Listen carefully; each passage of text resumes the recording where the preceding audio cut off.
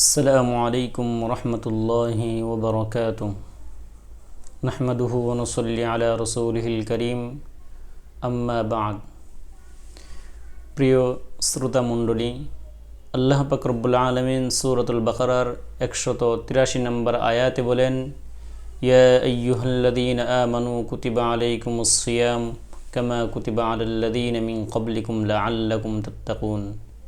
হে ঈমানদারেরা, তোমাদের উপর রোজা ফরজ করা হয়েছে যেমনিভাবে তোমাদের পূর্ববর্তীদের উপর রোজা ফরজ করা হয়েছে, যাতে করে তোমরা মুত্তাকি হতে পারো।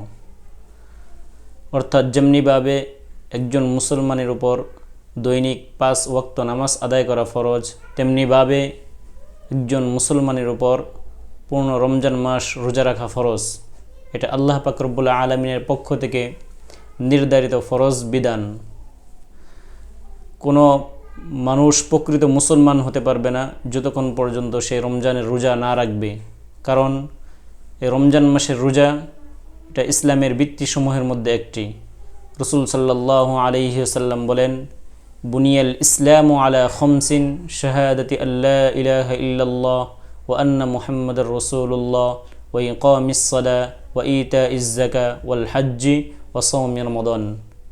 যে ইসলামের ভিত্তি হলো 5টি বস্তুর উপর। 1 নম্বর, আল্লাহ ছাড়া কোনো ইলাহ নেই, মুহাম্মদ সাল্লাল্লাহু আলাইহি ওয়াসাল্লাম আল্লাহর রসুল, এই সাক্ষ্য দেওয়া। 2 নম্বর,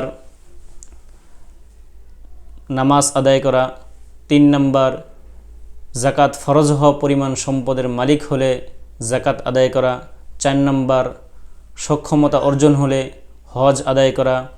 5 নম্বর, রমজান মাসের রোজা রাখা।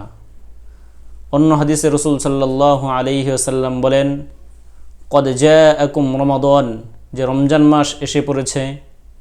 শাহরুন মুবারাকুন, এটা এক বরকতপূর্ণ মাস। ইফতারাযাল্লাহু আলাইকুম সিয়ামাহু, আল্লাহ পাক রব্বুল আলামিন তোমাদের উপর এ মাসের রোজা ফরজ করেছে।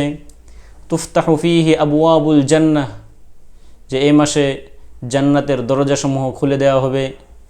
ওয়ায়ুগলাকু ফীহি আবওয়াবুল জাহিম, এ মাসে জাহান্নামের দরজাগুলো বন্ধ করে দেওয়া হবে।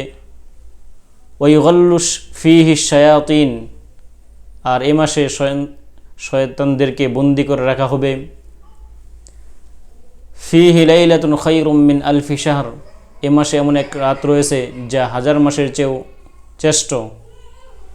রাসূল সাল্লাল্লাহু আলাইহি ওয়াসাল্লাম পরে বলেন, মান হুরিমা খায়রাহা কদ হুরিমা, যে ব্যক্তি এর কল্যাণ থেকে মাহরুম হবে সে যেন সব কিছু থেকে মাহরুম রইল। এই রমজান মাসের ফজিলত সম্পর্কে রাসূল সাল্লাল্লাহু আলাইহি ওয়াসাল্লাম হাদিসে বলেন, মান সামা রমাদানা ঈমানান ওয়া ইহতিসাবান গুফিরা লাহু মা তাকদ্দামা মিন যামবিহি, যে ব্যক্তি ঈমানের সাথে সওয়াবের নিয়তে, প্রতিদানের নিয়তে, প্রতিদান লাভ করার আশায় রমজান মাস রোজা রাখবে, আল্লাহ পাক রব্বুল আলামিন তার গুনাহগুলো মাফ করে দিবেন। আল্লাহর রাসূল সাল্লাল্লাহু আলাইহি ওয়াসাল্লাম অন্য হাদিসে বলেন, লিস-সাইমিনা বাবুন ফিল জান্নাহ, জান্নাতে রোজাদারদের জন্য জান্নাতে প্রবেশ করার বিশেষ একটি দরজা থাকবে। ইকালু লাহুর রায়্যান, যে দরজার নাম হবে রায়্যান,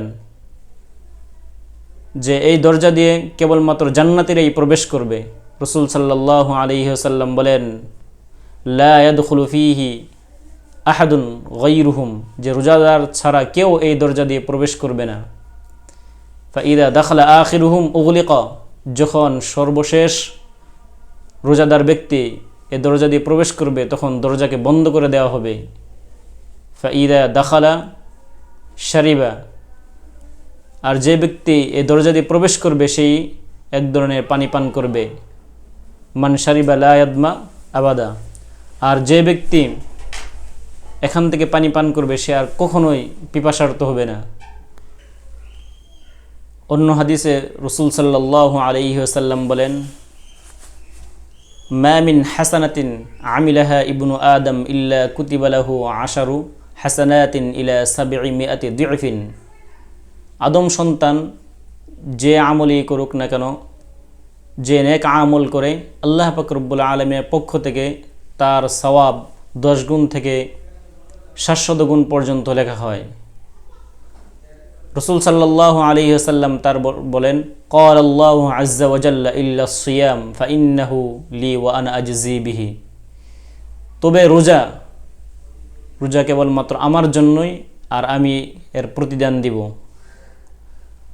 অতঃপর রাসূল সাল্লাল্লাহু আলাইহি ওয়াসাল্লাম বলেন, আস-সিয়ামু জুন্নাহ, রোজা হলো ডাল স্বরূপ। অর্থাৎ যেমনিভাবে একজন সৈন্য ডালের মাধ্যমে নিজেকে আত্মরক্ষা করে, নিজের জান রক্ষা করে, নিজের জান বাঁচায়, তেমনিভাবে বান্দা রোজার মাধ্যমে সে জাহান্নাম থেকে মুক্তি লাভ করবে। অতঃপর রাসূল সাল্লাল্লাহু আলাইহি ওয়াসাল্লাম বলেন, লিস-সাইমি ফারহাতুন ইনদা ফিত্রিহি ওয়া ফারহাতুন ইনদা লিকাই রাব্বিহি। যে রোজাদারের দুইটা আনন্দের সময় রয়েছে, একটা হলো যখন সে পূর্ণ রমজান মাস রোজা রেখে রোজা শেষ করবে, আরেকটা হলো যখন সে মৃত্যুর পর আল্লাহ পাক রব্বুল আলামিনের সাথে সাক্ষাৎ করবে। হাদিসের শেষে রাসূল সাল্লাল্লাহু আলাইহি ওয়াসাল্লাম বলেন, লা খুলুফু ফামিস-সাইমি আতিয়াবু ইনদাল্লাহ মিন রিহিল মিস্ক। যে আল্লাহ পাক রব্বুল আলামিনের কাছে রোজাদারের মুখের গ্রাণ মিস্কের চেয়েও অধিক প্রিয়। আল্লাহ পাক রব্বুল আলামিন আমাদেরকে শুদ্ধভাবে সঠিকভাবে রোজা রাখার তৌফিক দান করুক।